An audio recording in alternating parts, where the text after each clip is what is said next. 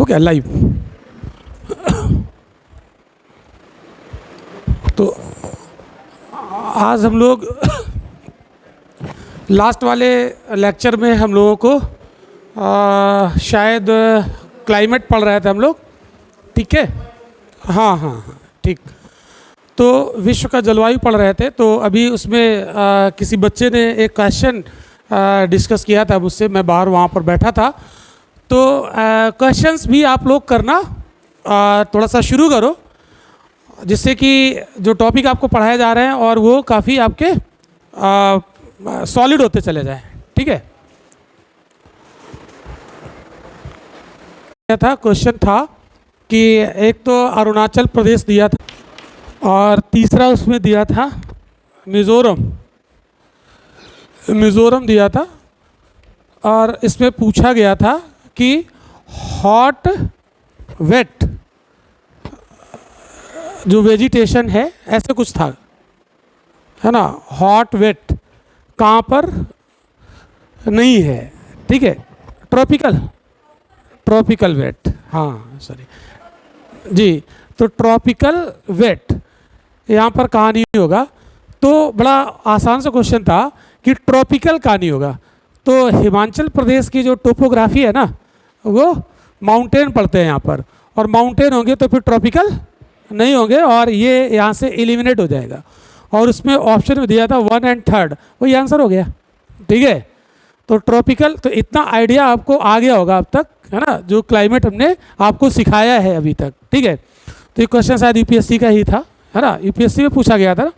तो यूपीएससी का क्वेश्चन ऐसे ही पूछता है, तो बड़ा आसान होता है। उसमें एक आंसर को पकड़ने के लिए कोई ना कोई चीज़ वो छोड़ देता है, ठीक है। तो अगर आप इसको एलिमिनेट कर पाएंगे तो ये हट जाएगा और आपका 1 और 3 आंसर हो जाएगा, ठीक है। और वैसे भी ये यहाँ का जब इंडिया का क्लाइमेट हम लोग पढ़ेंगे तो देखेंगे यहाँ का कुछ ट्रॉपिकल वेट यहाँ पर हमें दिखेगा नॉर्थ ईस्ट इंडिया में, ओके। तो आज हम लोग एटलस भी पढ़ना शुरू करेंगे, क्योंकि जब तक एटलस नहीं हम लोग पढ़ेंगे तब तक भूगोल को अच्छे से नहीं समझ पाएंगे। तो सभी लोग मैं आशा करता हूँ कि आप लोगों ने एटलस परचेज़ किया होगा, ठीक है। तो जो लोग न लाए हों तो अपना अगल बगल देख लेंगे। और तो इसमें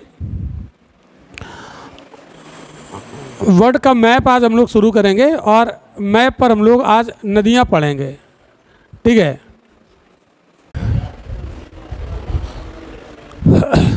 तो चलिए हम लोग नदियाँ पढ़ेंगे विश्व की, आज शुरू करते हैं।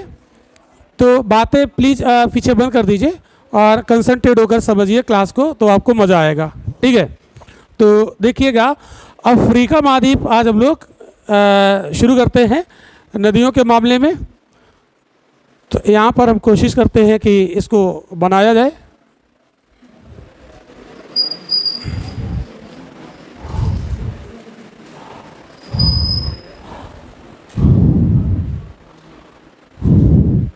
क्योंकि मैप में भी बहुत सारी चीज़ें पढ़नी है हमें, और हमारा मैक्सिमम पोर्शन तो मैप ही होता है। और मैप अगर आपने सही से पढ़ लिया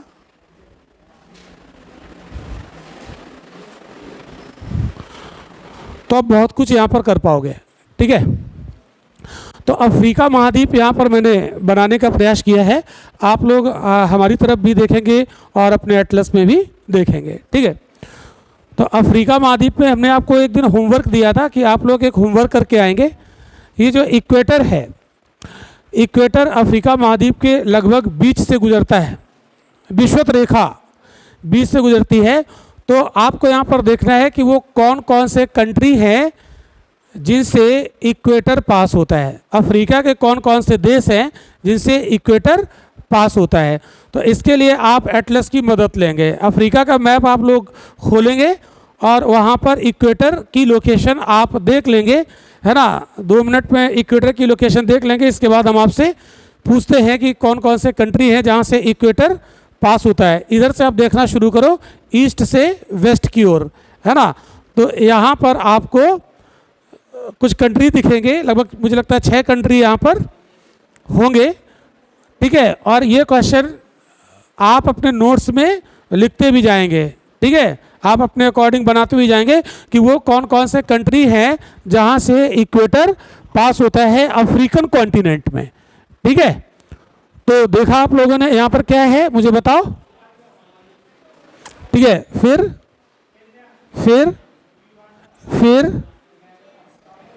Congo, democratic Republic of Congo और गैबोन। तो कितने कंट्री हो गए? 6 कंट्री हैं, ठीक है। अफ्रीका के 6 देश हैं जहां से इक्वेटर पास होता है, और बिल्कुल आपको याद होना चाहिए, ठीक है। फिर एक बार बोलो, Somalia, Kenya, Uganda, Congo, democratic Republic of Congo and Gabon, ठीक है। 6 कंट्री, ठीक है। नोट्स में आप लोग इसे लिख लेंगे, कभी भी क्वेश्चन पूछेगा, ठीक। अब आगे देखो, यहां पर इक्वेटर के पास आज हमारा टॉपिक होगा रिवर, ठीक है। एक एक टॉपिक हम अपने क्लास में इसको कवर करेंगे।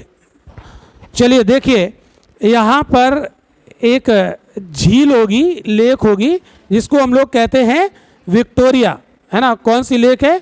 विक्टोरिया। तो लेक्स भी हम लोग अभी पढ़ेंगे।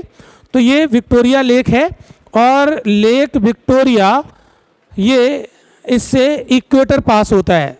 क्या पास होता है? इक्वेटर। तो equator passes through Victoria, lake Victoria, Victoria झील से इक्वेटर पास होता है। अब विक्टोरिया झील से एक रिवर निकलती है, ऐसे एक रिवर निकलती है, और एक यहाँ पर इथोपिया में एक लेक है, लेक ताना। इथोपिया में एक लेक है ताना, उससे एक रिवर निकलती है, ठीक है। 2 नदियाँ निकलती हैं। तो ये है लेक विक्टोरिया, लेक विक्टोरिया, और ये है लेक ताना। कहाँ पर? इथोपिया में। और यहाँ से जो विक्टोरिया लेक से रिवर निकलती है उसका नाम है वाइट नील। क्या नाम है उसका? वाइट नील। तो ये नाइल रिवर होगी, वाइट नील। और जो यहाँ से निकलती है इसको कहते हैं ब्लू नील। क्या बोलते हैं? ब्लू नील। तो ये एक वाइट नील हो गई और एक ब्लू नील हो गई। दोनों जाकर, दोनों जो स्ट्रीम हैं, दोनों जो धाराएं हैं, ये एक जगह मिल जाती हैं, और उस जगह एक शहर है खार्तूम, जो सूडान का कैपिटल सिटी है। क्या है? खार्तूम। तो यहाँ पर मैं लिख रहा हूँ, ये है खार्तूम, ठीक। अब जब ये मिलकर एक स्ट्रीम हो जाती है तो इसका जो कॉमन वाला नेम है वो उठा लेते हैं। कॉमन दोनों में क्या है? नाइल। तो अब इसका नाम हो जाता है रिवर नाइल। क्या हो जाता है? नाइल रिवर, ठीक है। तो ये नाइल, इसका नाम कहाँ पड़ता है? आफ्टर खार्तूम, सूडान का कैपिटल सिटी है। तो सूडान के बाद इसका नाम पड़ जाता है नील नदी। तो नील नदी हो गई। अब ये नील नदी पहुँचती है इजिप्ट में, और इजिप्ट में इस पर एक डैम बनाया गया है। इस डैम का नाम है अस्वान डैम। क्या नाम है? Aswan dam.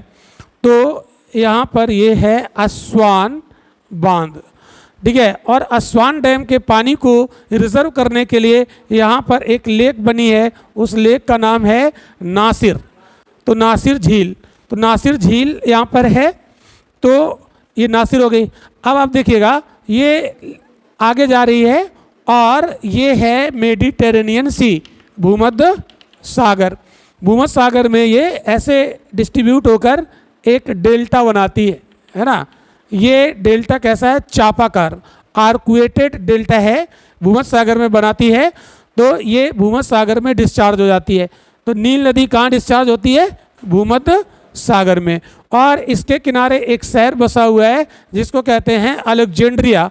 आप अपने एटलस में देखेंगे तो लिखा होगा अलेक्जेंड्रिया, है ना। अलेक्जेंड्रिया को सिकंदरिया बोलते हैं। हिंदी वाले एटलस में सिकंदरिया लिखा होगा, और इंग्लिश वाले एटलस में अलेक्जेंड्रिया लिखा होगा। तो आप अपने एटलस में यहाँ पर पहुँचे भूमध्य सागर के किनारे, तो यहाँ पर क्या लिखा होगा? अलेक्जेंड्रिया। तो अलेक्जेंड्रिया मिस्र का बंदरगाह शहर है, पोर्ट सिटी। ये किसका पोर्ट सिटी है? मिस्र का, और किस नदी के मुहाने पर है? नील नदी के मुहाने पर, भूमध्य सागर के किनारे, at the mouth of river Nile, है ना। तो अब आप नील नदी में क्या क्या जान गए, है ना, क्या क्या जाने। नील नदी का अगर ये पूछा जाए ओरिजिन कहाँ से होता है, तो ओरिजिनेट फ्रॉम लेक विक्टोरिया, क्योंकि इसमें मेन इसकी जो स्ट्रीम है वो वाइट नील है, और ये इसकी सेकेंडरी है ना, ये गॉड है। तो अगर नाम दे के पूछे कि ब्लू नील कहाँ से निकलती है, तब तो आंसर आप लेक ताना लगाओगे। ये समीक्षा अधिकारी 2013 के प्रीलिम में क्वेश्चन पूछा था कि ब्लू नील कहाँ से निकलती है, तो ब्लू नील कहाँ से निकलती है? लेक ताना से, ठीक है। और ये दुनिया की सबसे लंबी नदी है ना, दुनिया की सबसे लंबी नदी है, ठीक है। तो कितनी बातें आप जान गए। ओरिजिन इसका कहाँ से है? विक्टोरिया से। कौन सी? वाइट। और नील वाली ब्लू कहाँ से? ताना, ठीक है। कहाँ पर दोनों मिलती हैं? खार्तूम में, ठीक है। और असवान डैम है, और नासिर झील है, और अलेक्जेंड्रिया पोर्ट सिटी है, और ये गिरती कहाँ है? भूमध्य सागर में, ठीक है। क्लियर? नील नदी, इससे ज़्यादा नील नदी में कुछ भी नहीं पूछेगा। ओके, तो नील नदी कंप्लीट। अब हम लोग बात करते हैं यहाँ पर एक दूसरी नदी की, ठीक है। तो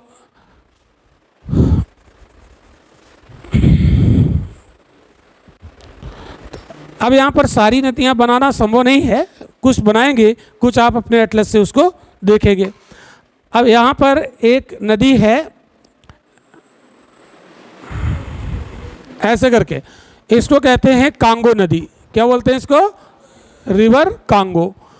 तो कांगो नदी का बेसिन यहाँ पर बहुत बड़ा है, इसमें बहुत सारी नदियाँ ऐसे करके मिलती हैं, इस तरीके से बहुत सारी रिवर इसमें आकर मिलती हैं। तो ये कांगो का क्या है? बेसिन, ये कांगो बेसिन। तो कांगो बेसिन का क्लाइमेट हमने पिछले क्लास में आपको समझाया था, ठीक है। तो कांगो बेसिन में कौन सा क्लाइमेट होगा? इक्वेटोरियल क्लाइमेट, विषुवतरेखी जलवायु यहाँ पर पाया जाता है।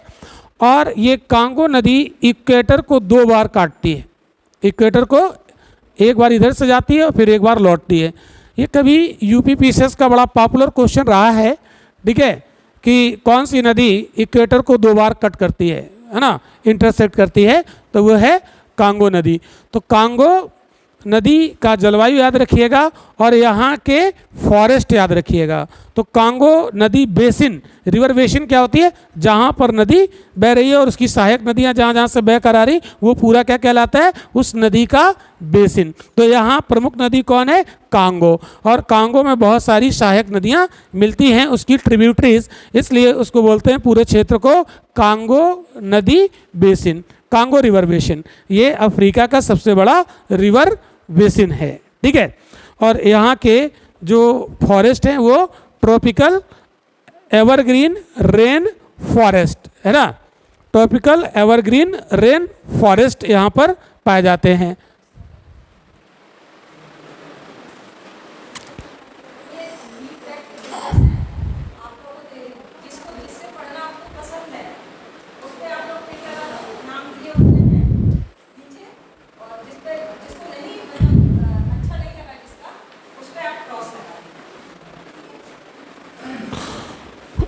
तो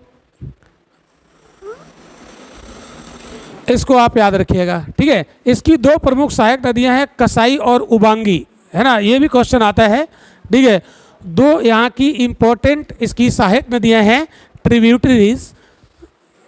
तो कांगो नदी की 2 सहायक नदियां हैं, कसाई और उबांगी, आप अपने एटलस में देख सकते हो, ठीक है, एटलस में आप देख सकते हो कसाई और उबांगी नदियां।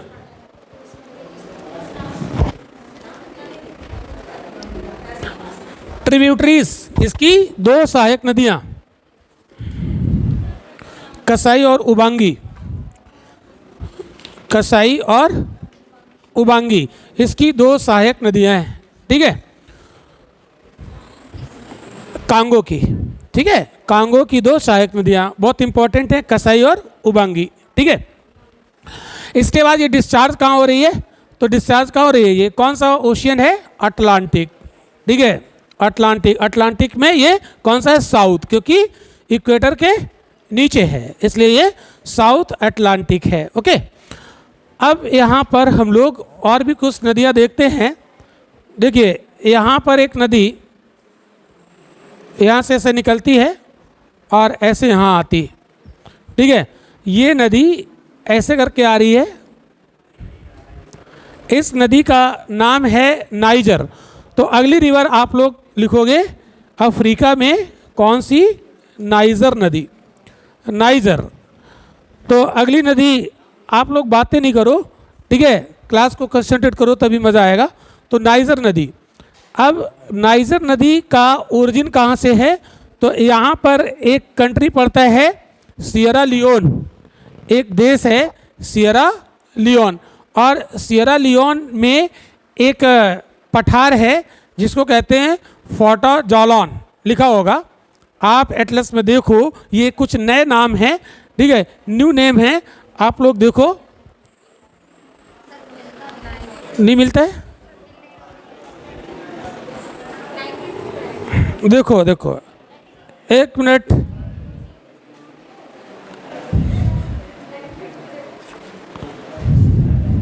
देखो ये यहाँ पर है, अफ्रीका है, ठीक है, और यहाँ पर ये लिखा हुआ है फोर्टा जॉलॉन, ठीक है। इस जगह पर लिखा हुआ है सियरा लियोन में, सियरा लियोन एक देश है यहाँ पर, और लिखा है फोर्टा जॉलॉन, ठीक है, और जॉलॉन की स्पेलिंग डी से शुरू होगी, डी यहाँ पर साइलेंट होता है, ठीक है। तो यहाँ से निकलती है, ठीक है, आप इसको देखिए। तो फोर्टा जॉलॉन कहाँ पर है, सियरा लियोन में। तो सियरा लियोन से माली जाती है, माली से नाइजर, नाइजर से फिर ये नाइजीरिया आती है, और नाइजीरिया में ये एक देश है यहाँ पर नाइजीरिया, और यहाँ पर ये अपना डेल्टा बनाती है, ठीक है। तो यहाँ पर जहाँ ये गिरती है वो कौन सा कंट्री है, सॉरी जहाँ पे गिरती है वो कौन सी जगह है, वो है गिनी की खाड़ी, ठीक है। तो कहाँ गिरती है ये, गिनी की खाड़ी में, गिनी की खाड़ी। तो ये नदी कहाँ गिरती है, गिनी की खाड़ी में, ठीक है। तो आप इसमें क्या करोगे, क्या पूछेगा इससे, कहाँ से निकल रही है, फोर्टा जॉलॉन, कौन सा कंट्री है, सियरा लियोन। आप अपने एटलस में देखो सियरा लियोन, सियरा लियोन से बहते हुए कहाँ जाती है ये, माली में, माली से कहाँ जाती है, नाइजर। कंट्री लिखो कौन सा, सियरा लियोन, माली, सियरा लियोन, माली, ठीक है, नाइजर, नाइजीरिया, ठीक है। तो ये 4 कंट्री में बहती है, ठीक है। जब तक आपको एटलस देखना नहीं आएगा तो ये चीज़ें समझ में नहीं आएगी, इसलिए आप एटलस में देखिए और लोकेट करिए, और जो मैं बोल रहा हूँ उस पर ध्यान दीजिए, ठीक है। तो 4 कंट्री यहाँ पर आप लिखिए, और ये कहाँ गिरती है, गल्फ ऑफ गिनी में, ये गिनी की खाड़ी है, और ये कौन सा महासागर है, अटलांटिक। तो अटलांटिक का ये हिस्सा क्या कहलाता है, गल्फ ऑफ गिनी, गिनी की खाड़ी, ठीक है। तो ये यहाँ पर लिखी हुई है। अगली नदी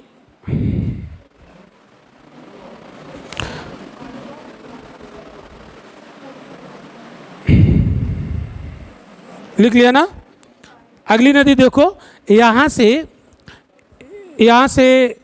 मकर रेखा जाती है, ठीक है, मकर रेखा यहाँ से पास होती है। अब आप देखिए यहाँ पर ड्रैकेंसबर्ग है, क्या पड़ता है, ड्रैकेंसबर्ग। ये पीसेस में क्वेश्चन आया था कि ड्रैकेंसबर्ग कहाँ पर है, तो ड्रैकेंसबर्ग कहाँ है, अफ्रीका के साउथ ईस्ट में। ये पीसेस में क्वेश्चन पूछा गया, ड्रैकेंसबर्ग कहाँ है, अफ्रीका के साउथ ईस्ट में, और यहाँ से एक नदी निकलती है ऐसे करके, ठीक है, साउथ ईस्ट में है ये, और ऐसे जाती है। तो ये क्या करती है, ये नदी कौन है, लिम्पोपो। कौन सी नदी है, लिम्पोपो। तो लिम्पोपो नदी ये यहाँ पर बहती है, और ये मकर रेखा को 2 बार काटती है। ये भी क्वेश्चन पीसीएस में पूछा गया, ठीक है। तो लिख लीजिएगा रिवर लिम्पोपो, ये मकर रेखा को 2 बार काटती है। मकर रेखा मतलब ट्रॉपिक ऑफ कैप्रिकॉर्न, तो ट्रॉपिक ऑफ कैप्रिकॉर्न को ये 2 बार काटती है, ठीक है। तो ये भी बड़ा इंपॉर्टेंट क्वेश्चन है। अब यहाँ पर एक नदी इस तरफ है, इसका नाम है ऑरेंज नदी, ये ऐसे बहती है ऑरेंज नदी। तो ऑरेंज नदी उतनी इम्पोर्टेंट नहीं है, और ये इधर गिरती है अटलांटिक ओशियन में। और लिम्पोपो किधर गिरती है, ये क्या है, मोजाम्बिक चैनल, ठीक है। तो ये कहाँ गिरती है, मोजाम्बिक चैनल के पास, ये हिंद महासागर, ठीक है। अब यहाँ पर एक नदी है, इस जगह पर एक नदी आप लोग लिखिएगा, अगली नदी का नाम लिखो,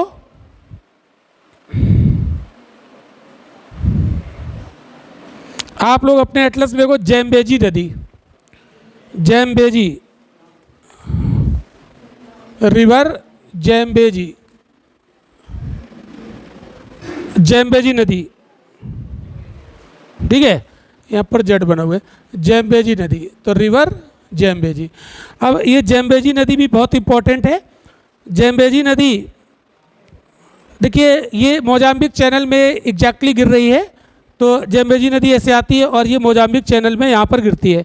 तो मोजाम्बिक चैनल है कहाँ पर, ये मेडागास्कर और अफ्रीका की मुख्य भूमि के बीच में, ठीक है, मोजाम्बिक चैनल। तो कहाँ गिरती, मोजाम्बिक चैनल में। इसमें और क्या इन्फॉर्मेशन है देखिए, आप एटलस भी देखिए, और इस पर एक बांध बना होगा, ठीक है। देखिए जैम्बेजी नदी पर लिविंग स्टोन, ठीक है, एक मिनट, करीबा डैम, ठीक है। तो करीबा डैम और करीबा लेक दो हैं, देखिएगा, करीबा डैम ये पूछा गया है, करीबा बांध, ध्यान से देखो, करीबा बांध और करीबा झील, करीबा झील, करीबा लेक और करीबा बांध, करीबा लेक और करीबा डैम, ये दो यहाँ पर बने होंगे। और आप देखिए इसमें जैम्बेजी नदी पर विक्टोरिया फॉल, विक्टोरिया फॉल देखिए, विक्टोरिया वाटरफॉल, ठीक है, विक्टोरिया वाटरफॉल लिख लीजिएगा, विक्टोरिया वाटरफॉल, तो विक्टोरिया जल प्रपात, वाटरफॉल। तो करीबा लेक, करीबा डैम और विक्टोरिया वाटरफॉल किस नदी पर है, जैम्बेजी, है ना, और अफ्रीका की एक महत्वपूर्ण नदी, ठीक। तो इतनी प्रमुख नदियां हैं अफ्रीका में, ठीक है, इनको आप ध्यान रखिएगा। बाकी और भी छोटी छोटी है, सेनेगल वगैरह है, वो उतनी इम्पोर्टेंट नहीं है।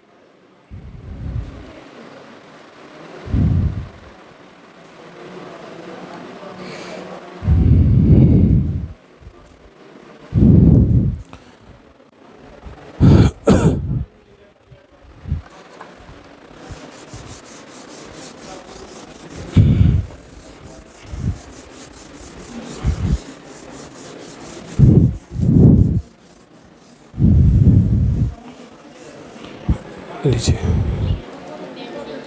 तो एटलस में आप लोग इतना आपने देखा अफ्रीका की नदियाँ, ठीक है।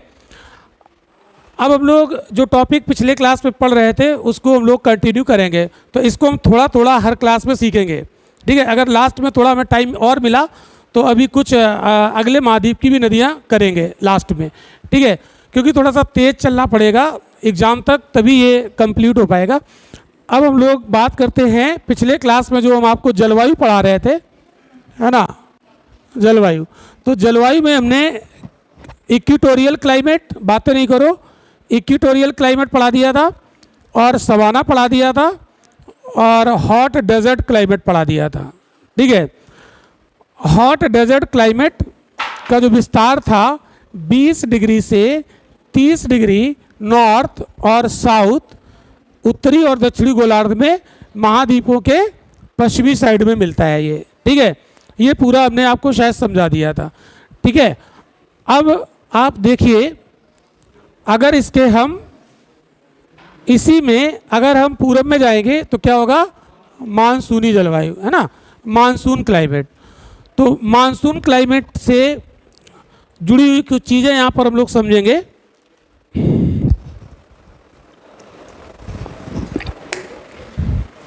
अब देखिए, मानसूनी जलवायु 20 से 30 डिग्री अक्षांशों पर नॉर्थ और साउथ में और किसी महाद्वीप के पूर्वी साइड में पड़ता है, ठीक है।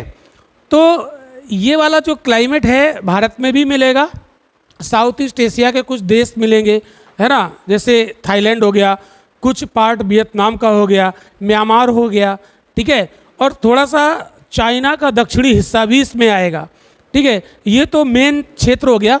और इसके अलावा ये क्लाइमेट और भी महाद्वीपों में भी मिलेगा। ठीक है, तो 20 से 30 डिग्री नॉर्थ और साउथ में आपका यहाँ पर पड़ेगा ये नॉर्थ अमेरिका भी। ठीक है, नॉर्थ अमेरिका भी पड़ेगा। तो नॉर्थ अमेरिका में लगभग ये वाला क्षेत्र जो फ्लोरिडा वाला है, ठीक है, ये भी इसी रेंज में आएगा। पूरब में है ये, है ना, पूरब में पाया जाता है, तो यहाँ पर ये पड़ता है। ठीक है, लेकिन इसको हम यहाँ पर स्यूडो मानसून बोल देते हैं। क्या बोल देते हैं? Pseudo monsoon. ठीक है, इसके अलावा 20 से 30 डिग्री में अफ्रीका में भी मिलेगा, ये अफ्रीका के पूर्वी हिस्से में। तो आप देखिए इस तरीके से यहाँ पर जो मेडागास्कर वाला क्षेत्र है, ठीक है, आपको हमने एक दिन ट्रॉपिकल साइक्लोन पढ़ाया था, ट्रॉपिकल साइक्लोन। तो ट्रॉपिकल साइक्लोन यहीं पर आते हैं। ठीक है, 8 डिग्री से 23.5 डिग्री बताया था आपको मेडागास्कर में ट्रॉपिकल साइक्लोन। तो यहाँ का भी क्लाइमेट आपको मानसूनी जैसा दिखेगा। ठीक है, और मानसूनी जलवायु हमारा ऑस्ट्रेलिया के उत्तरी हिस्से में भी दिखेगा। ठीक है, ऑस्ट्रेलिया का जो नॉर्दर्न पार्ट है, क्योंकि ऑस्ट्रेलिया का अगर आप मैप देखोगे, देखिए मैप पे अगर लोकेशन आपको नहीं पता है तो प्रॉब्लम आएगी। ठीक है, ऑस्ट्रेलिया के ये जो क्षेत्र है ना, ऑस्ट्रेलिया साउदर्न हेमिस्फीयर में है और 20 से 30 में लगभग ये पड़ेगा, है ना, ये वाला क्षेत्र। तो ये वाला क्षेत्र पड़ेगा, ये क्या कहलाता है? ऑस्ट्रेलिया का कौन सा प्रायद्वीप है ये? Cape York peninsula. क्या बोलते हैं इसको? केप यार्क प्रायद्वीप। तो यहाँ उत्तरी क्षेत्र का भी जलवायु ऑस्ट्रेलिया का कैसा होगा? ये मानसूनी क्लाइमेट होगा। ठीक है, अब मानसूनी क्लाइमेट में आपको कई ऋतुएं दिखेंगी। एक ग्रीष्म ऋतु दिखेगी, एक विंटर सीजन दिखेगा। ठीक है, फिर वर्षा ऋतु भी दिखेगी। ठीक है, तो यहाँ पर ये जो ऋतु होती है उसकी वजह क्या है? उसकी वजह क्या होती है? हमारा जो सूरज होता है उत्तर और दक्षिण में शिफ्ट होता है। देखिए बातें नहीं करो तो समझ नहीं पाओगे बिल्कुल भी। ठीक है, क्योंकि टॉपिक काफ़ी टफ होता है ये, और अगर ज़रा भी आपने स्लिप किया तो फिर गड़बड़ हो जाएगा। ठीक है, तो सूरज हमारा उत्तर और दक्षिण की ओर जाता रहता है। तो 23:30 में जाता है उत्तर में 21 जून को, तो उत्तरी गोलार्ध में मानसून आ जाएगा। ठीक है, और जब ये दक्षिण में जाएगा 23:30 यानी कब? 22 दिसंबर को मकर रेखा पर पढ़ा चुका हूँ। तो पिछले क्लास अगर आपने नहीं पढ़े तो फिर दिक्कत आएगी। तो ये दक्षिणी गोलार्ध में मानसून आ जाएगा। ठीक है, तो उत्तर और दक्षिण में चूंकि सन शिफ्ट होता है, इसकी वजह से ये मानसून आता है। अब इसको थोड़ा सा यहाँ पर मैं आपको समझाना चाहूँगा इंडिया के संदर्भ में। एक मैप यहाँ पर बनाता हूँ, इंडिया के संदर्भ में इसको देखो, और इंडियन मानसून में इसको हम और फिर से पढ़ेंगे। हालांकि यहाँ पर देखो, जैसे ये हमारा इक्वेटर है, ठीक है, और ये इक्वेटर के आसपास वाला जो क्षेत्र है ना, इसको कहते हैं हम लोग ITCZ। क्या बोलते हैं? ITCZ। जैसे NCERT की बुक जब आप पढ़ेंगे तो यहाँ पर लिखा रहेगा ITCZ, inter tropical convergence zone, अंतर उष्णकटिबंधीय अभिसरण क्षेत्र हिंदी में कहते हैं इसको। तो ये जो ITCZ होता है, यहाँ पर लो प्रेशर होता है, लेकिन ये ITCZ बनता किसकी वजह से है? सूर्य की वजह से बनता है। तो जब सन उत्तर की ओर जाता है तो ITCZ भी शिफ्ट होकर उत्तर चला जाता है, और जब सन साउथ में आता है तो ITCZ साउथ में भी शिफ्ट हो जाता है, चला जाता है। जब ITCZ यहाँ से शिफ्ट होकर यहाँ आ जाता है, क्योंकि सन 21 जून को कहाँ आता है? कर्क रेखा पर। तो ये ITCZ शिफ्ट होकर यहाँ आ जाता है। समझना, ध्यान से समझना सभी लोग, है ना। तो ये ITCZ यहाँ से हट जाएगा, और 21 जून को ITCZ कहाँ जाएगा? यहाँ पर। अब एक चीज़ यहाँ पर समझो, ITCZ जैसे ही लैंड पर जाता है तो ये उत्तर को ऐसे मुड़ जाता है, उत्तर को मुड़ जाता है, और फिर ये सागर में फिर ऐसे हो जाता है। तो ITCZ ऐसे चला जाएगा। अभी हम आपको यहाँ पर समझाएंगे कि ITCZ ये यहाँ पर जिग जैग कैसे हो गया, है ना। तो समताप रेखाओं का कॉन्सेप्ट जब समझेंगे, अभी समझाएंगे इसको। तो इतनी बात आप समझो, ITCZ यहाँ था और जब सूरज इधर गया तो यहाँ पहुँच गया। अब एक चीज़ यहाँ पर समझो, ITCZ की तरफ चलती हैं क्या? ट्रेड विंड, विषुवत रेखा की ओर ट्रेड विंड आती हैं, पढ़ा चुका हूँ पहले। ट्रेड विंड यहाँ पर आती हैं। अब ITCZ जब यहाँ से शिफ्ट होकर, अब देखिए 21 मार्च को सूरज यहाँ पर आ गया, और आज है 23 मार्च, ठीक है।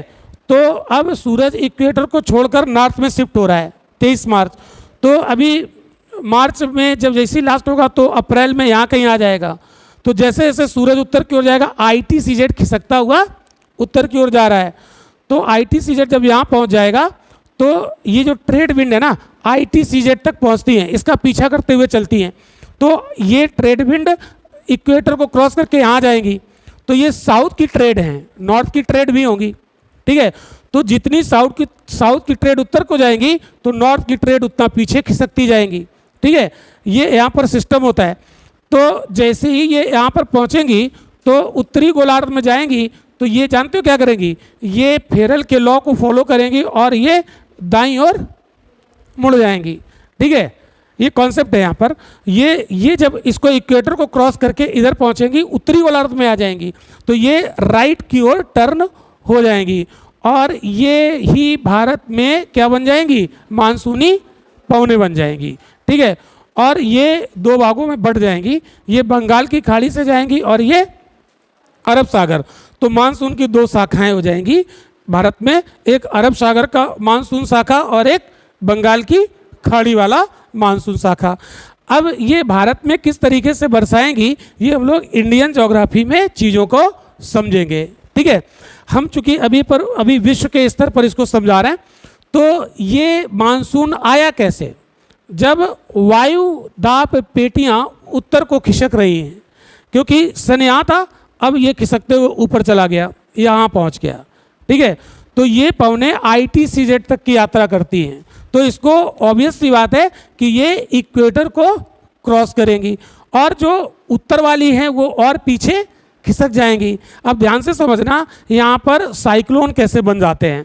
देखो, जब ये वाली इधर आई तो उत्तर की जो ट्रेड विंड है उत्तर को खिसक जाएंगी तो ये पीछे हट जाएंगी, लेकिन चलेंगी तो इधर ही, ठीक है। और जब ITCZ यहाँ होगा, जब ITCZ यहाँ चला जाएगा तो ये और इधर शिफ्ट हो जाएंगी। तो मान लीजिए अप्रैल का महीना है और ITCZ अभी यहाँ नहीं होगा, यहाँ से खिसक के यहाँ आएगा, ठीक है। तो ये पवन यहाँ तक जाएगी और इधर से ये आएगी और दोनों पवनें एक दूसरे की तरफ आ रही हैं और ये क्या करेंगी, ऐसे घूमकर यहाँ पर साइक्लोन बना लेंगी और क्या बन जाएगा यहाँ पर, ट्रॉपिकल साइक्लोन। और ये ट्रॉपिकल साइक्लोन ईस्ट से वेस्ट की ओर चलता है। तो ये ट्रॉपिकल साइक्लोन इधर से बंगाल की खाड़ी से चलेगा और ये हमारा जो तटीय राज्य होंगे वहाँ पर ये घुस जाएगा और वर्षा कराएगा। तो हमारा जो दक्षिण भारत है उसका पूर्वी तट चक्रवातीय वर्षा प्राप्त करता है, ठीक है। यही सब क्वेश्चन पूछ देगा, ठीक है। तो ये सब कॉन्सेप्ट है। तो मानसूनी जलवायु में चक्रवात आते हैं, ठीक है, ये आपको ध्यान रखना है। और कैसे चक्रवात होंगे, वो ट्रॉपिकल होंगे, उष्ण कटिबंधीय चक्रवात होंगे। अब हम आपको समझाना ये चाह रहे थे कि मानसूनी जलवायु की उत्पत्ति कैसे होती है। तो आपको हमने ये समझाया कि ये जो वायुदाब पेटियां हैं, जो विंड बेल्ट हैं, पवन की जो पेटियां हैं, वो जब उत्तर को शिफ्ट होती है तो उत्तरी गोलार्ध में मानसूनी जलवायु का जन्म होता है। क्लियर हुई बात। और जब ये दक्षिण में जाएंगे तो दक्षिणी गोलार्ध में मानसूनी जलवायु आ जाएगी, ठीक है। तो एक साथ दोनों गोलार्धों में नहीं होगी। जब उत्तरी गोलार्ध में गर्मी होगी तो दक्षिण में सर्दी होती है ना, और जब ये दक्षिण में शिफ्ट होगी तो उत्तरी गोलार्ध सर्दी में आ जाएगा, दक्षिणी में। इस तरीके की स्थितियां पैदा हो जाएंगी। बताइए, मानसून जलवायु, अगर UPSC स्टेटमेंट डाल दे कि निम्न कथनों पर विचार कीजिए और उसमें पहला स्टेटमेंट डाल दे कि मानसूनी जलवायु का विस्तार 20 डिग्री से 30 डिग्री नॉर्थ और साउथ में महाद्वीपों के पश्चिम में पाई जाती है। मैंने क्या लिख दिया, महाद्वीपों के पश्चिम में पाई जाती है। और दूसरा स्टेटमेंट, इसकी उत्पत्ति का संबंध वायुदाब पेटियों के स्थानांतरण से है। इसकी उत्पत्ति का संबंध वायुदाब पेटियों के स्थानांतरण से है। तो शिफ्टिंग ऑफ प्रेशर बेल्ट है ना। अब आप बताओ, इसमें दोनों सही हैं कि दोनों गलत हैं, कि एक सही है एक गलत। ये वाला सही है, ये वाला यहाँ वेस्ट नहीं लिखा। अगर ईस्ट लिखा होता तो फिर ए भी सही हो जाता और दोनों ही सही हो जाते, ठीक है। तो इस तरीके का क्वेश्चन, तो इसका संबंध किससे है? शिफ्टिंग ऑफ प्रेशर वेल्ट से, ठीक है, वैध पेटियों के स्थानांतरण से है, ठीक है। अब आप देखो यहाँ की वेजिटेशन कैसी होगी। तो विषुवतरेखी जलवायु से अगर हम तुलना करें तो ये तो इक्वेटर से काफ़ी दूर है, तो यहाँ पर एक मौसम में पानी बरसता है, तो एक मौसम में वर्षा होती है तो दूसरे मौसम में वर्षा नहीं होगी, है ना। चूँकि मानसूनी पवनें 6 महीने सागर से स्थल की ओर और बचे हुए 6 महीने स्थल से सागर की ओर। जब सागर से स्थल की ओर जाएंगी तो नमी होगी, पानी बरसेगा, स्थल से सागर की ओर आएंगी तो शुष्क होगी, पानी नहीं बरसेगा। तो वर्षा जब होगी तब तो यहाँ पर पेड़ पौधे काफ़ी तेज़ी से डेवलप होंगे, ठीक है, उसमें पत्तियाँ होंगी, और जब ड्राई मौसम आ जाएगा तो वो अपनी पत्तियाँ गिरा देंगे, तो उनकी पत्तियाँ गिर जाएंगी, तो वो कैसे होंगे? पतझड़। कैसे होंगे? पतझड़ वाले होंगे, डेसिडुअस। तो ये मानसूनी जलवायु की बहुत बड़ी विशेषता है कि यहाँ पर डेसिडुअस फॉरेस्ट पाए जाते हैं। डेसिडुअस का मतलब होता है पतझड़ या पर्णपाती। तो ये अपनी पत्तियाँ किस मौसम में गिराते होंगे? तो ग्रीष्मकाल की शुरुआत में जब मौसम बहुत ड्राई हो जाता है तब यहाँ पर पतझड़ होता है। इस समय पतझड़ हो रहा है, इस समय पेड़ों की पत्तियाँ अपने यहाँ गिर रही हैं। तो मानसूनी जलवायु की ये महत्वपूर्ण विशेषता होती है कि यहाँ के वन जंगल कैसे होते हैं, पेड़ पौधे कैसे होते हैं? पतझड़ प्रकार के होते हैं। लेकिन क्या भारत में हर जगह पतझड़ वाले पाए जाएंगे? तो हर जगह नहीं पाए जाएंगे। क्यों? क्योंकि अलग अलग जगहों पर अलग अलग जलवायु का प्रभाव हो जाता है। तो जैसे हम हिमाचल प्रदेश उत्तराखंड जाएंगे तो वहाँ पर पर्वतीय जलवायु मिलेगी, और जब पर्वतीय जलवायु मिलेगी तो वहाँ पर वनों का जो प्रकार है वो चेंज हो जाएगा, और जब ऊंचाई पर जाएंगे तो टैगा भी मिलेंगे। तो भारत की मुख्य वनस्पति, अगर आपसे ऐसे पूछा जाए कि मानसूनी जलवायु की प्रमुख वनस्पति कैसी होती है, तो आंसर तो आप लगाओगे डेसिडुअस। से कथन कारण का क्वेश्चन, ठीक है, कथन और कारण का क्वेश्चन देखिए। तो कथन में अगर उसने लिखा कि भारत में पतझड़ प्रकार की वनस्पति पाई जाती है, कैसी?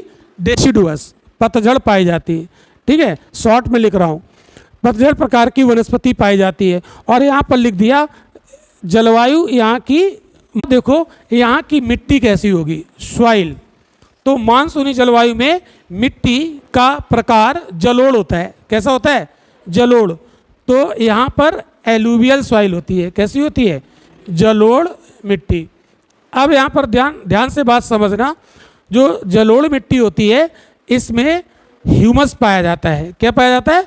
ह्यूमस। ह्यूमस क्या होता है? पेड़ पौधों की जो पत्तियाँ होती हैं वो जब मिट्टी में गिरती हैं और डिकम्पोज होकर मिट्टी में मिक्स हो जाती हैं तो उसको ह्यूमस कहते हैं, ठीक है। अब आप देखो पतझड़ वाले वन हैं, पत्तियाँ गिरेंगी, मिट्टी में मिलेंगी और बैक्टीरिया उसको डिकम्पोज करके मिट्टी में मिला देगा, तो वहाँ पर क्या पैदा हो जाएगा? मिट्टी में ह्यूमस। और ह्यूमस की विशेषता होती है ये मिट्टी की उपजाऊ शक्ति को इंक्रीज कर देता है, बढ़ा देता है। तो जलोढ़ मिट्टी कैसी होती है? उपजाऊ मिट्टी होती है। कैसी होती है? उपजाऊ मिट्टी होती है, ठीक है।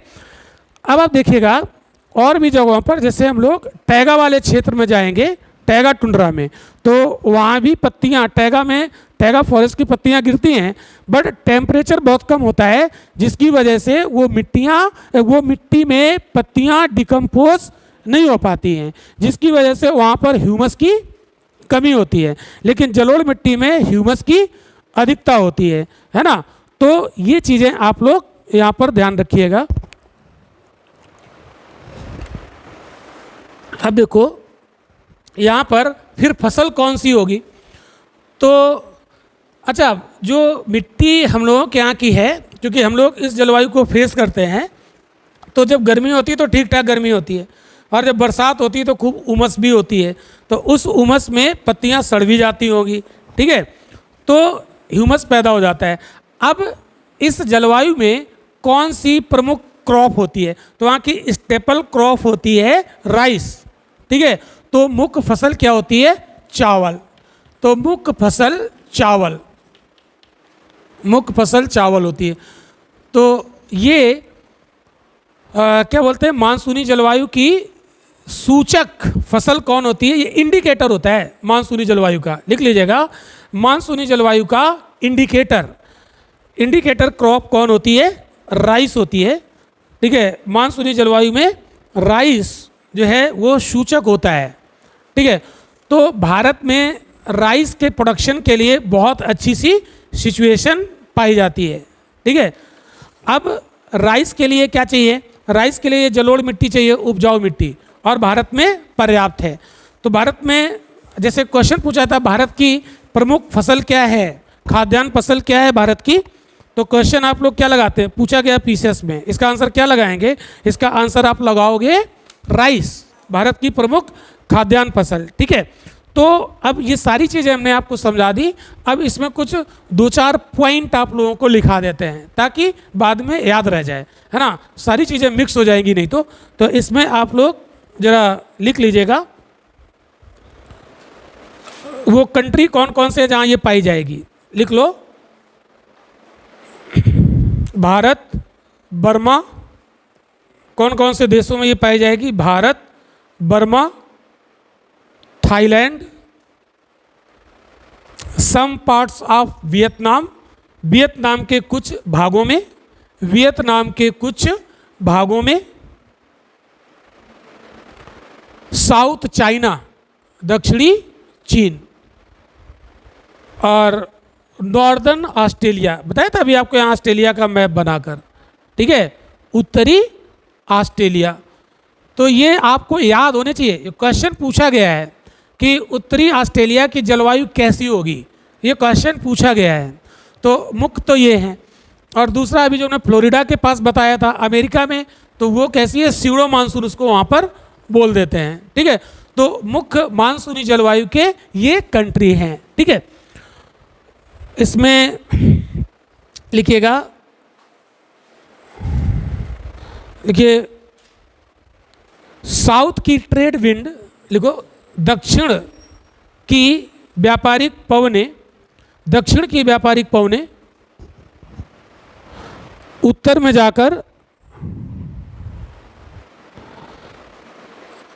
में जाकर साउथ वेस्ट मानसून क्या बन जाती है, साउथ वेस्ट मानसूनी पवनें बन जाती हैं, दक्षिण पश्चिम।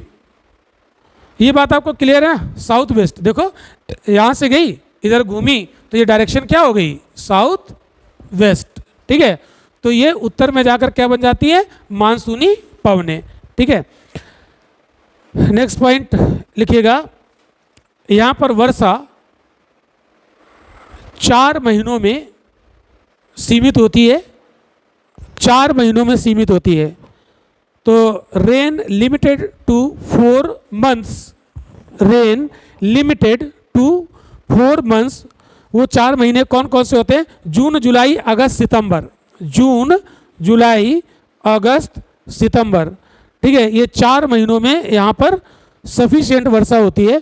तो लगभग 90 से 95% वर्षा यहाँ पर किस टाइप की होती है, पर्वतीय होती है, लिख लीजिएगा। 90 से 95% वर्षा ओरोग्राफिक होती है, पर्वतीय वर्षा होती है।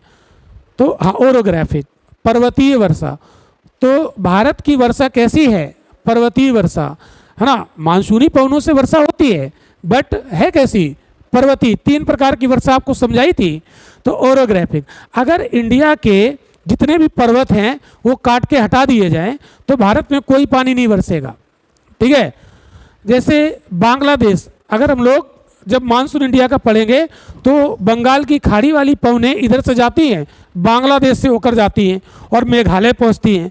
मेघालय में ज़बरदस्त पानी बरसाती हैं, चेरापूंजी, मासिनराम। ठीक है, दुनिया का सबसे ज़्यादा वर्षा वाला जगह है मासिनराम।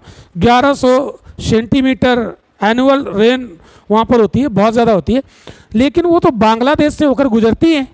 तो ऐसे करके यहाँ पर देखिए ज़रा,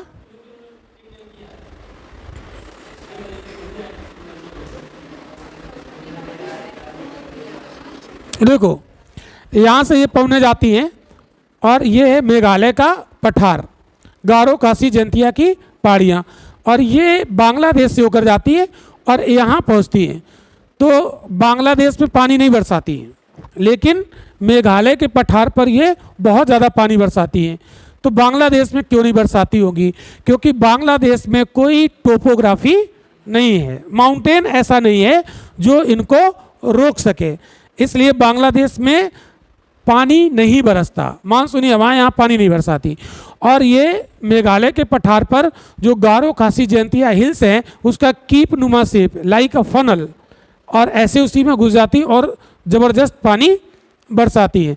लेकिन ये पानी जब बरसता है तो बहते हुए बांग्लादेश में आ जाता है। तो बांग्लादेश में वर्षा तो नहीं होती है, बट इसको वर्षा का पानी मिल जाता है। ठीक है, अगर भारत में भी ये पर्वत नहीं होते, जैसे यहाँ पर पश्चिमी घाट, इससे टकरा के पानी बरसेगा। ठीक है, अब अरावली पैरेलल है तो इसलिए ये पानी यहाँ पर नहीं बरस पाता है। तो अगर भारत के पर्वत हटा दिए जाएं तो क्या वर्षा होगी? नहीं हो पाएगी। तो फिर भारत की वर्षा कैसी है? Orographic rainfall. ठीक है, तो ओरोग्राफिक होती है, ध्यान रखिएगा।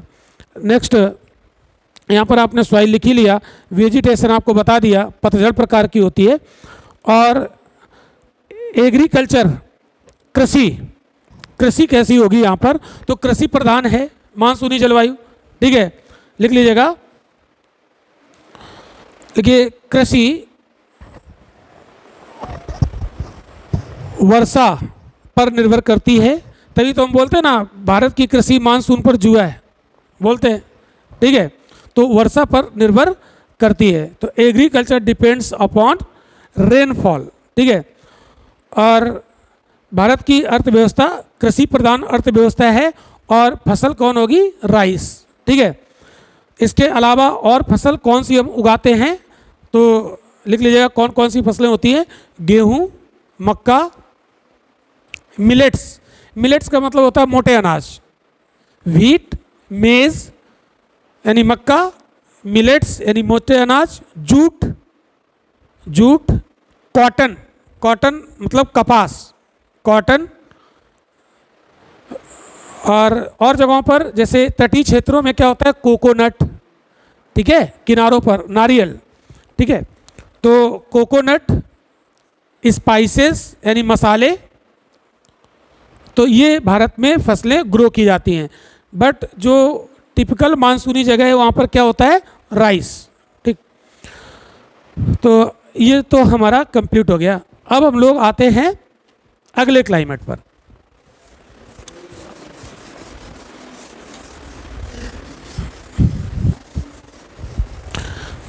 तो देखिए, चीज़ें आप लोगों को काफ़ी अच्छी दी जा रही हैं। हर टीचर प्रयास कर रहा है अभ्युदय योजना में, जो भी टीचर जहाँ से पढ़ा रहा है, आप लोग चाहें तो अच्छा लाभ उठा सकते हैं, है ना। एक्सपर्ट फैकल्टीज़ है अलग अलग जगहों से, तो आप इसका लाभ उठाइए। ठीक है, कोशिश करिए कि चीज़ें समझ के पढ़िए। ठीक है, लेकिन मैप हम कहाँ से लाएं? समस्या तो ये है। नहीं, ये तो मेरे उसमें नहीं है ना, तो नहीं तो मैं ले आता। तो ये तो फिर व्यवस्था यहाँ की है, और बाकी जो व्यवस्था है उसके अकॉर्डिंग हम लोग पूरा प्रयास कर रहे हैं। ठीक है, तो अगली जलवायु की तरफ हम लोग बढ़ते हैं। तो कौन सी जलवायु आगे मिलेगी बताओ भाई? भूमध्य सागरी। तो कौन सी जलवायु होगी अगली? भूमध्य सागरी। ये बहुत इम्पोर्टेंट है, भूमध्य सागरी जलवायु, ये बहुत ज़्यादा इम्पोर्टेंट है।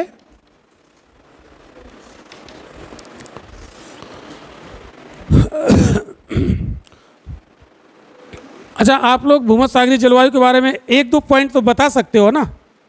बताओ ज़रा। पिछले क्लास में एक चार्ट बनाया था, तो एक पॉइंट तो बता ही सकते हो ना? बताओ। वेस्ट में होती है किसी कॉन्टिनेंट के, कितने डिग्री लैटिट्यूड पर? कितने डिग्री लैटिट्यूड पर?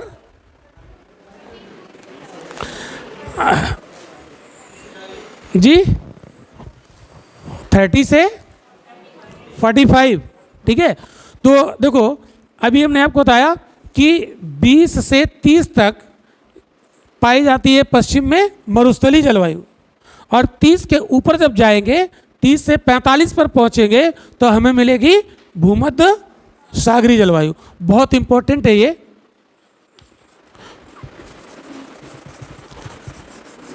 अब देखो यहाँ पर मैं बनाने का प्रयास करता हूँ, कोशिश करता हूँ कि आप लोगों को चीज़ें समझ में आए।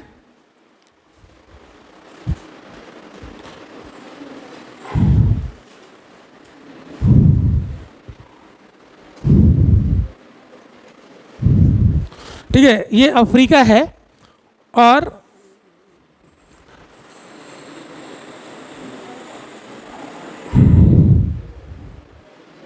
ये यहाँ पर भूमध्य सागर, ठीक है, और ये इटली है, ये स्पेन और पुर्तगाल है, ठीक है, ये स्पेन और पुर्तगाल यहाँ पर बसा हुआ है, ये इटली है और ये भूमध्य सागर है, ठीक। अब यहाँ पर हमने आपको एक दिन कंट्री बताए थे, यहाँ मोरक्को, अल्जीरिया, ट्यूनीसिया, लीबिया और इजिप्ट, ये देश हैं इसके किनारे।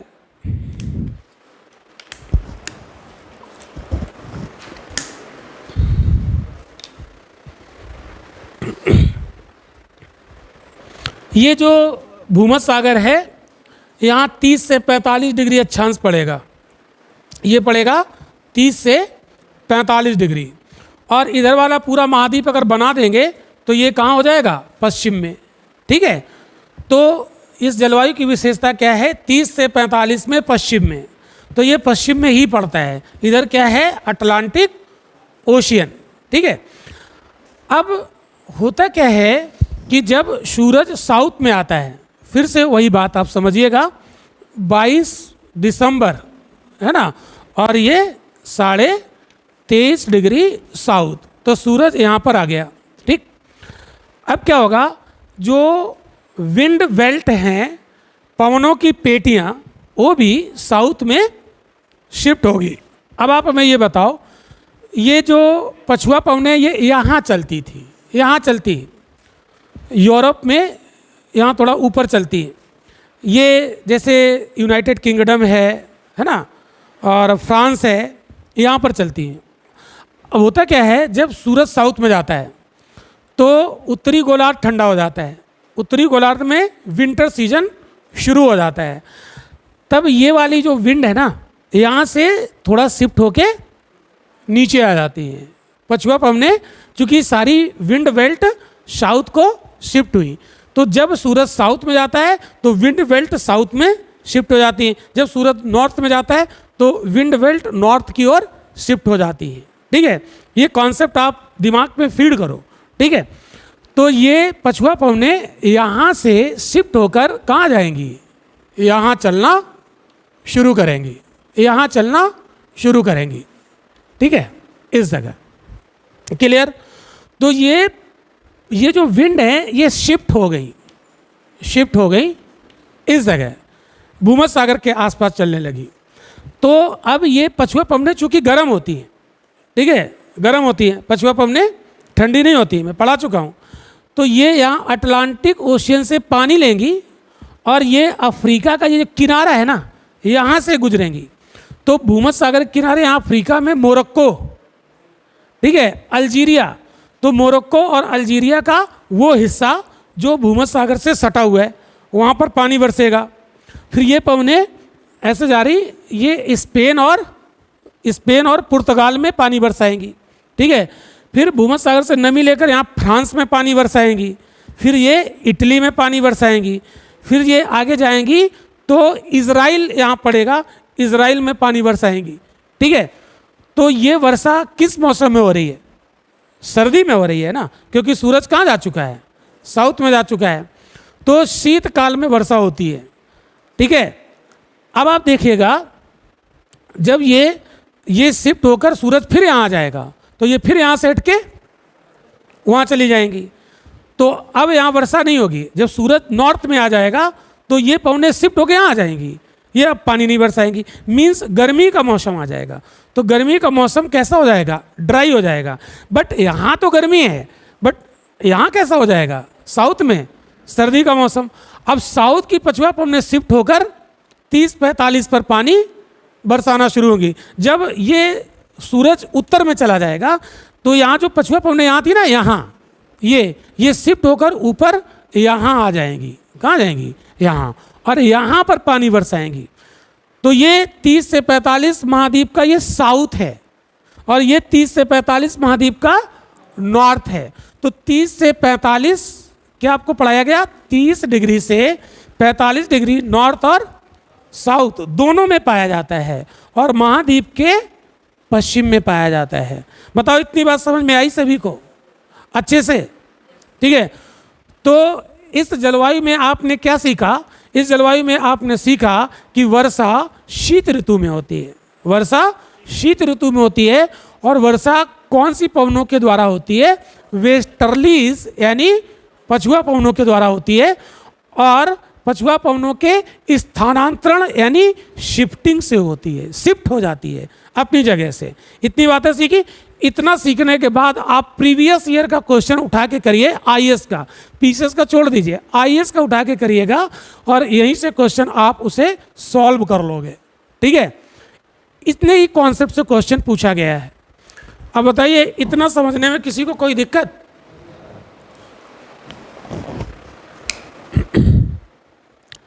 तो ये जलवायु बहुत ज़्यादा डिफाइंड है, वेल डिफाइंड है, बहुत ज़्यादा सुनिश्चित है। ये 30 से 45 पर ही रहता है। ठीक है। अभी और भी क्वेश्चन यहाँ से कैसे बनेंगे उसको भी अभी हम लोग डिस्कस करेंगे। ठीक है। तो अब आप यहाँ पर और चीज़ें समझो, फिर इसके पॉइंट 8-10 पॉइंट लिखा देंगे, है ना। पहले समझने का प्रयास करो। अब आप देखो, इसको भूमध्यसागरीय जलवायु क्यों कहते हैं? क्योंकि ज़्यादातर ये कहाँ है? भूमध्य सागर के आसपास। ठीक है।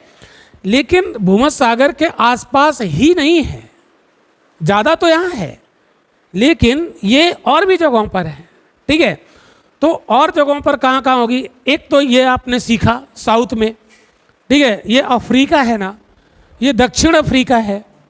अफ्रीका पूरा महाद्वीप है, और ये एक देश है यहाँ पर दक्षिण अफ्रीका। दक्षिण अफ्रीका के किस साइड में है ये? South west. कौन सा है ये? दक्षिण पश्चिम। और यहाँ पर अफ्रीका का एक शहर है साउथ अफ्रीका का, जिसको कहते हैं केप टाउन। ठीक है। यहाँ पर कौन सा शहर है? Cape Town. ध्यान से समझना इस चीज़ को, केप टाउन। तो आप लोग यहाँ पर केप टाउन बना लेंगे अगर मैप बना पाते हैं तो। ठीक है। आप अपने मैप में यहाँ पर ऐसे सेडेट करेंगे और यहाँ लिख दोगे केप टाउन। ठीक है। तो अगर आपसे क्वेश्चन एग्जाम में पूछ लिया जाए केप टाउन की जलवायु कैसी है? मेडिटेरेनियन टाइप, है ना, भूमध्य सागरीय प्रकार की जलवायु है केप टाउन की। अब आप सोचेंगे, जब ऐसा क्वेश्चन आप देखिएगा, प्रीवियस ईयर देखते कि नहीं देखते आप लोग? प्रीवियस ईयर के क्वेश्चन आईएएस के और पीसीएस के आप देखिए तो क्वेश्चन आपको ये मिलेगा, कहीं ना कहीं मिलेगा, केप टाउन की जलवायु कैसी है।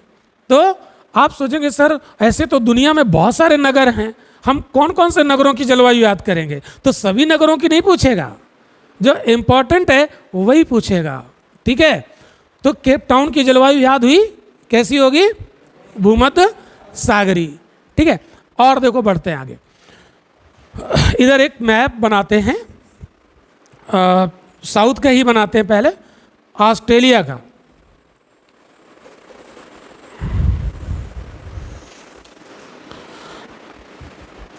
अब मान लीजिए आपने ज्योग्राफी ऑप्शनल लिया।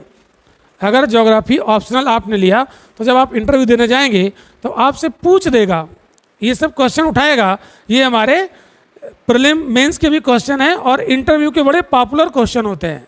ठीक है। पूछ देगा कि भाई भूमध्य सागरीय जलवायु को भूमध्य सागरीय जलवायु कहते हैं क्योंकि भूमध्य सागर के आसपास है, तो ये और भी जगह क्यों पाई जाती है? नहीं पाई जानी चाहिए। तब आप जवाब क्या दोगे कि सर चूँकि 30 से 45 में हर जगह होती है पश्चिम में।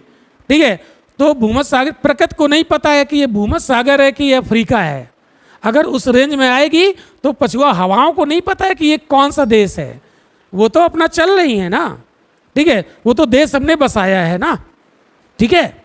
तो आप देखो ऑस्ट्रेलिया में यहाँ पर एक शहर है पर्थ, पीछे नहीं दिख रहा होगा ना, पर्थ, पर्थ में क्रिकेट स्टेडियम है। और यहाँ पर है एडिलेड, कौन सा शहर है, एडिलेड। अब ये पड़ेगा 30 से 45 पे, तो इधर से हवाएं जाएंगी पछुआ और पर्थ में पानी बरसाएंगी। किस सीजन में, विंटर में। कैसी जलवायु हुई, भूमध्य सागरी। पर्थ की जलवायु कैसी है, भूमध्य सागरी, मेडिटेरेनियन। इधर से ये हवाएं जाएंगी एडिलेड में, यहाँ पानी बरसाएंगी सर्दी के मौसम में। एडिलेड की जलवायु कैसी हो गई, भूमध्य सागरी। ऑस्ट्रेलिया ये कौन सा हिस्सा हुआ, साउथ वेस्ट। ऑस्ट्रेलिया के साउथ वेस्ट में कौन सी जलवायु होगी, भूमध्य सागरी, ठीक है। अब देखो एडिलेड, अब देखो इसका मैप ऐसा है ना, ये ऐसे बना हुआ है ऑस्ट्रेलिया ऐसे, और यहाँ पर है एडिलेड। तो ये जानते हो क्या है, ये है ग्रेट ऑस्ट्रेलियन बाइट, ये खाड़ी है ग्रेट ऑस्ट्रेलियन बाइट। ये क्वेश्चन नहीं, स्पेंसर की खाड़ी यहाँ पर है ऐसे अंदर हल्की सी, ये ग्रेट ऑस्ट्रेलियन बाइट है। ये क्वेश्चन पूछा गया था, ये एसएससी में क्वेश्चन पूछा गया था कि सीजीएल में ग्रेट ऑस्ट्रेलियन बाइट ऑस्ट्रेलिया के किस साइड में है, तो किस साइड में है, साउथ में, ठीक है। तो एसएससी सीजीएल के क्वेश्चन भी टफ होते हैं, ठीक है। अब ये ना होती तो ये ऐसे होता फ्लैट, तो फिर यहाँ पर ये अंदर हो जाता एडिलेड, तब फिर यहाँ भूमध्य सागरीय जलवायु नहीं होती। इसका शेप ऐसा है, इसलिए एडिलेड में सर्दी में पछुआ पवनों के द्वारा पानी बरसता है। याद हुआ, केप टाउन का क्लाइमेट, पर्थ का क्लाइमेट, एडिलेड का क्लाइमेट। ओके, आगे बढ़ते हैं।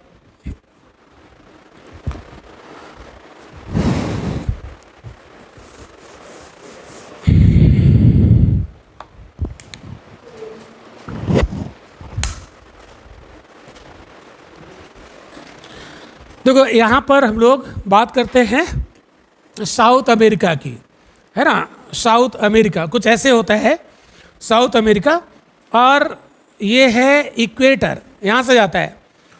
और लगभग जो ये चिली है ना, चिली के मिड में, यहाँ मध्य चिली में ये पड़ता है 30 से 45 के बीच में।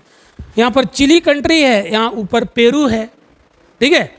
तो चिली का ये जो मिड वाला चिली है, मध्यवर्ती चिली, मध्य चिली, ये 30 से 45। और यहाँ पर बसा, यहाँ पर एक शहर है सैंटियागो, ठीक है। ये चिली का क्या है, कैपिटल सिटी। एक क्वेश्चन कैपिटल सिटी वाला भी आता है, एक तरफ कैपिटल देगा, एक तरफ कंट्री देगा, एक तरफ कैपिटल सिटी, एक तरफ कंट्री, मैचिंग। एक क्वेश्चन ये भी आता है, पीसीएस पे भी आता है और आईएएस पे भी आता है। तो मुख्य राजधानियां आपको पता होनी चाहिए। इतना काम आप सेल्फ भी कर सकते हो, है ना, इतना काम आप। तो देखिए, तैयारी करने का सबसे अच्छा तरीका है कि आप प्रीवियस ईयर के क्वेश्चन रोज देखो, और जो टॉपिक आप पढ़ने जा रहे हो उसके क्वेश्चन आप देखो जितने भी 8-10 साल में आए हैं, और उसमें 4-5 क्वेश्चन ऐसे होंगे, अगर उसको आपने पकड़ लिया सही से तो आपके वो टॉपिक अपने आप तैयार हो जाएंगे। कि उन क्वेश्चन को कवर करने के लिए हमें कितना पढ़ना पड़ेगा, बस ऐसे पढ़ो तो आप बिल्कुल भी एक सटीक डायरेक्शन में जाओगे। इतना काम आप करो, ठीक है। तो यहाँ पर सैंटियागो की जलवायु कैसी होगी, भूमध्य सागरी, पश्चिम में है और 30 से 45 में है, तो कैसी होगी, ठीक है। अब आप देखो यहाँ पर अगर हम नॉर्थ अमेरिका बना दें, नॉर्थ अमेरिका,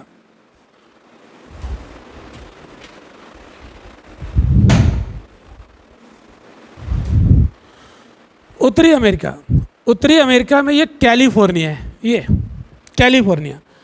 कैलिफोर्निया 30 से 45 में, मिड वाला हिस्सा जो है ना कैलिफोर्निया का मध्य भाग, ये यहाँ पर पड़ता है 30 से 45, और पश्चिम में है तो फिर जलवायु कैलिफोर्निया की, मध्य कैलिफोर्निया की कैसी होगी? भूमध्य सागरी। अब आपको समझ में आया भूमध्य सागरी जलवायु कहाँ कहाँ होगी? भूमध्य सागर के आसपास तो होगी। इसके अलावा ऑस्ट्रेलिया में भी होगी, अफ्रीका में भी होगी, दक्षिण अमेरिका में भी होगी, उत्तरी अमेरिका में भी होगी। ठीक है, क्लियर हो गई? तो वर्षा शीत ऋतु में। अब इसके कुछ चीज़ें और समझते हैं, फिर हम लोग पॉइंट की बात कर लेंगे। ठीक है, इतना समझ में आ रहा है? कुछ फायदा होगा एग्जाम में? होगा? चलो,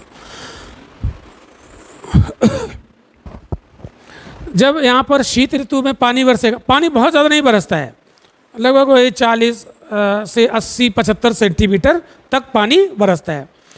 तो सर्दियों में पानी बरसेगा तो सर्दियों में तो इतना पर्याप्त है, कोई दिक्कत नहीं, चल जाएगा।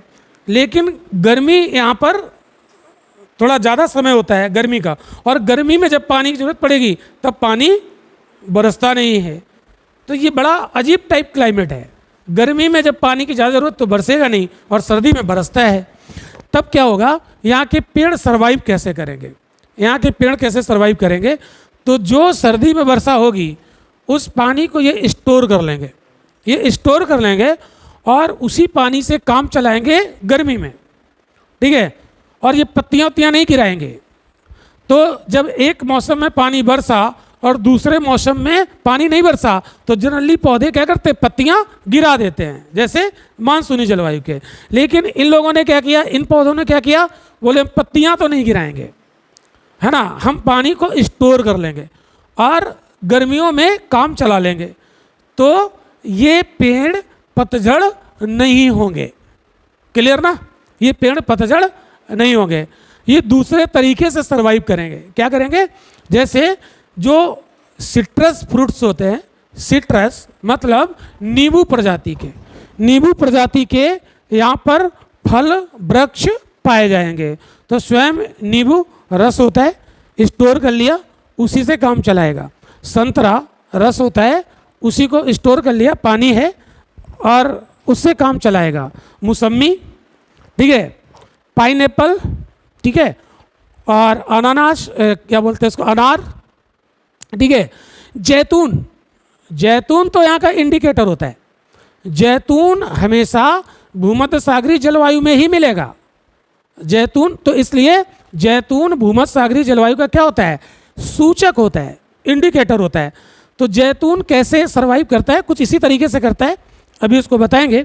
तो जैसे भारत में हम लोग जैतून का तेल यूज़ करते हैं।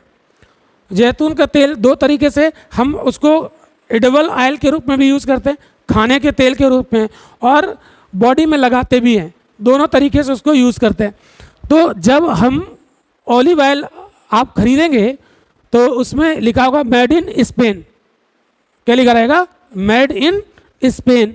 अब स्पेन में बना हुआ है, स्पेन कहाँ है? इस जगह, स्पेन, पुर्तगाल, ये यूरोप में पैदा होता है और इंडिया में बिक रहा है, तो कॉस्टली तो होगा ना। तो वो महंगा क्यों है? आपको बात समझ में आई? तो भूमध्य सागरीय जलवायु में पैदा होता है, ठीक है। तो वो इंपोर्ट करते हैं, हम लोग मंगाते हैं ऑलिव ऑयल को, ठीक। तो इस तरीके के यहाँ पर प्लांट पाए जाएंगे। दूसरा और समझिए, यहाँ पर फूल और फल वाले वृक्ष पाए जाएंगे, इसीलिए ये पर्यटन के लिए काफ़ी अच्छा है। लोग इनको देखने आते हैं, यहाँ के फूल और फलों को, है ना। तो पर्यटन के लिए ये काफ़ी फेमस है ये जगह। दूसरा, यहाँ पर अंगूर बहुत होता है, अंगूर बहुत होता है। सबसे ज़्यादा अंगूर भूमध्य सागरीय जलवायु में पैदा होता है। फ्रांस में बहुत पैदा होता है, इटली में बहुत पैदा होता है। तब यहाँ के लोग अंगूर कितना खाएंगे? तो अंगूर नहीं खाते हैं, वो अंगूर ही पीते हैं, है ना, मतलब वाइन, शराब। तो मैक्सिमम अंगूर शराब उद्योग में कंज्यूम होता है। तो यहाँ पर शराब उद्योग बहुत ज़्यादा फला फूला है। जैसे फ्रांस में एक जगह है शैम्पेन, शैम्पेन एक शहर है फ्रांस का, और उसी के नाम पर एक ब्रांड, वाइन का ब्रांड है शैम्पेन, है ना। इसको जश्न बनाने के लिए कभी क्रिकेट टीम जीतती है तो उसको शैम्पेन उड़ा देते हैं, है ना। तो कुछ लोग शैंपेन से नहाते भी हैं, और यहाँ तो मिल ही जाए पीने के लिए, नहीं 2 घूंट तो मज़ा आ जाए, क्यों? तो शराब उद्योग, ठीक है। और आप देखिए यहाँ पर परफ्यूम इंडस्ट्री भी बहुत डेवलप हुआ है ना। परफ्यूम इंडस्ट्री यहाँ पर बहुत डेवलप हुआ है। तो इसीलिए यूरोप में सबसे अच्छा गिफ्ट परफ्यूम माना जाता है, क्योंकि नहाना ज़्यादा होता नहीं है ना, तो परफ्यूम से काम चलाते रहते हैं। परफ्यूम का चलन वहीं बहुत ज़्यादा है, ठीक है।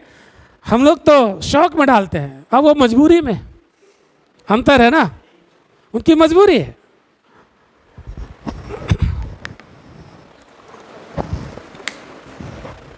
तो भाई हमारा लाइफ स्टाइल कैसा होगा ये डिपेंड करता है कि क्लाइमेट कैसा है ना। तो इन चीज़ों से आप देखिए, ये काम आपके केवल एग्ज़ाम में ही नहीं आएगा, ये आपको बहुत कुछ चीज़ें दे के जाएगा अगर ये चीज़ें हम लोग पढ़ेंगे, ठीक है। तो अब क्या कुछ पॉइंट नोट कर लिए जाए, क्योंकि लंबे समय तक तो याद नहीं रहेगा, भूल जाओगे, ठीक है। बहुत बेसिक छोटे छोटे लिखो, लेकिन इसका बेसिक रीजन, इस जलवायु की उत्पत्ति का कारण, पहला पॉइंट, कारण क्या है? Shifting of wind belts, shifting of wind belt, पवन पेटियों का स्थानांतरण इसका प्रमुख कारण है। अच्छा, ये मैं नहीं दिखाने जा रहा हूं, ये जो बता दिया है, ठीक है, ये तो बना लिया होगा कहाँ कहाँ पर पाई जाती है। 30 से 45 डिग्री महाद्वीपों के पश्चिम में, और बाकी ये चीज़ें आप बना लीजिए। यहाँ के कंट्री आपको ध्यान रहेंगे, ठीक है, लिखाएं। चलो देखिए, अगला पॉइंट आप नोट कर सकते हो, लिखिए विशेषताएं, इसकी फीचर्स क्या हैं। देखिए, शीतकाल यानी विंटर सीजन में वर्षा होती है और ग्रीष्मकाल शुष्क रहता है। शीतकाल में वर्षा होती है और ग्रीष्मकाल शुष्क रहता है, ड्राई रहता है। वर्षा ग्रीष्मकाल में शुष्क रहता है और विंटर सीजन में वर्षा होती है। अगला पॉइंट देखिए, वर्षा पछुआ पवनों के स्थानांतरण से होता है। वर्षा पछुआ पवनों के स्थानांतरण से होता है। शिफ्टिंग ऑफ वेस्टर्लीज, पछुआ पवनों के शिफ्टिंग से होता है। अब देखिएगा कि ग्रीष्म काल में अगर पानी नहीं बरसता है तो वहाँ पर एंटी साइक्लोनिक कंडीशन पैदा हो जाएंगी, प्रति चक्रवाती परिस्थितियों में पानी नहीं बरसता है, ठीक है। तो ग्रीष्म काल में यह क्या हो जाएगा, प्रति चक्रवाती परिस्थितियों का विकास हो जाता है, इस वजह से वर्षा नहीं होती है। नेक्स्ट, यहाँ पर गर्मी का औसत तापमान 21 डिग्री सेल्सियस, गर्मी का औसत तापमान 21 डिग्री सेल्सियस, और सर्दी का average temperature 10 degree Celsius, near about 10 degree Celsius. अच्छा, सर्दी में तापमान और कम क्यों नहीं हुआ, बताएंगे आप लोग? और कम हो जाना चाहिए, 6-7 हो जाना चाहिए, तो क्यों नहीं हुआ कम? सागर का प्रभाव, किनारे है ना, ठीक है। समर वाला टेम्परेचर लगभग 21 डिग्री सेल्सियस। देखिए, टेम्परेचर आपसे पूछेगा नहीं एग्जाम में, एक आइडिया के लिए है ना, कि थोड़ा ऐसा है, ठीक। नेक्स्ट लिखिएगा, जाड़े की रात में कभी कभी पाला भी पड़ता है, फ्रॉस्ट, पाला को फ्रॉस्ट कहते हैं इंग्लिश में। जाड़े की रात में कभी कभी पाला भी पड़ता है, यहाँ की ये विशेषता है। अब वर्षा कितनी होती है, रेनफॉल लिख लीजिएगा, रेनफॉल कितनी होती है? वार्षिक वर्षा 40 से 80 सेंटीमीटर तक, 40 से 80 सेंटीमीटर तक, 40 से 80 सेंटीमीटर तक वार्षिक वर्षा होती है।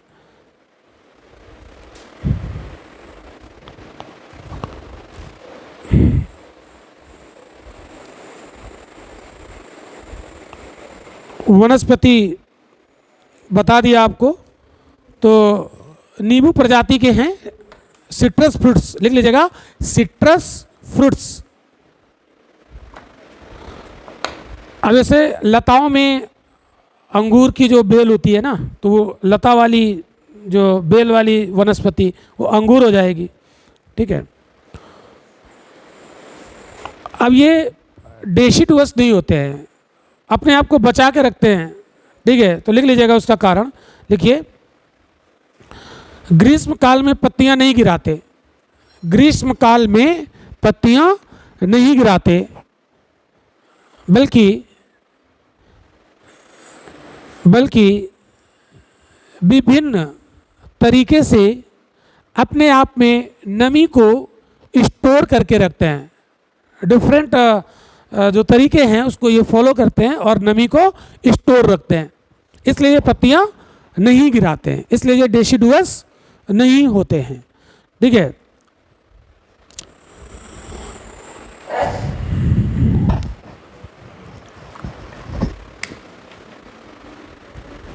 का सेटअप लगाना है, आप क्या ब्रेक लेंगे अभी कि बोल रहे हैं ब्रेक लेंगे कि मतलब क्लास चलती रहेगी? कितना टाइम लगेगा रिकॉर्डिंग लगाने में? नहीं सेटअप लगा देंगे, चालू हो जाएगी रिकॉर्डिंग की। 1.5 घंटा हो गया क्लास का? 3:30 बज गया, तो 5 मिनट का ब्रेक ले लेते हैं, तब तक लगा दें रिकॉर्डिंग। 5 मिनट का ब्रेक ले लेते हैं। अगर ब्रेक ले रहे हैं तो उसमें बीच में लगा दें, तो इसी में लगाए लगा दो, चलने दो। हाँ 5 बजे तक रहेगी क्लास, नहीं लगे, चलने दो।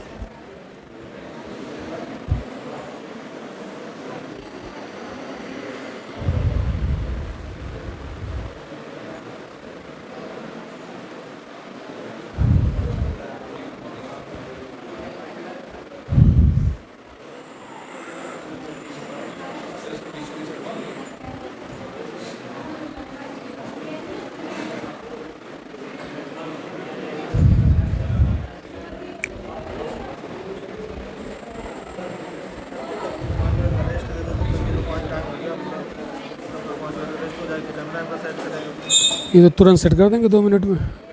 तो आपको सेट करने में टाइम लगेगा, आपको कैमरा सेट करने में टाइम लगेगा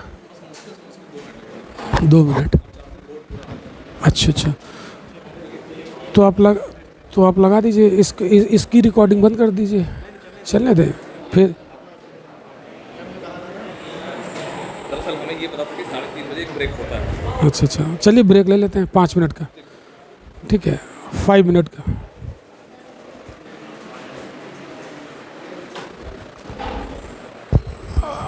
फाइव मिनट का ब्रेक हम लोग लेते हैं, ठीक है, तब तक ये सेट हो जाएगा।